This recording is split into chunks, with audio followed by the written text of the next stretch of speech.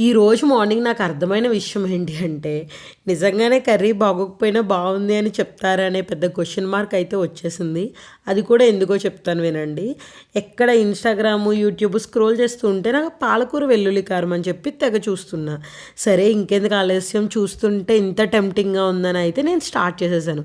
Process అయితే ఈజీగానే ఉంది. ఉల్లిపాయ, వెల్లుల్లి, ఉప్పు, కారం మంచిగా బ్లెండ్ చేసుకొని పాన్ వేసి అందులో ఆయిల్ వేసి జీలకర్ర, ఎండుమిర్చి కాగిన తర్వాత ఈ ఆనియన్ పేస్ట్ కూడా వేసుకొని పచ్చి వాసన పోయేంత వరకు వేపుకున్న తర్వాత మాత్రమే పాలకూర చిన్న చిన్న ముక్కల కింద కట్ చేసి వేసుకోవాలి.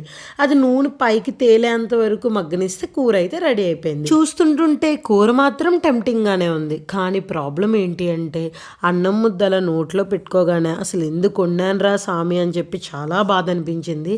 సర్లే అట్లీస్ట్ లెమన్ అయినా పిండుకుని ట్రై చేద్దామని చెప్పి తింటే ఓకేగా అనిపించింది. నాకైతే అస్సలు నచ్చలేదు. లేకపోతే నేను ఏదైనా ప్రాసెస్ మిస్ అయ్యానా? మిస్ అయితే కమెంట్ చేసేయండి.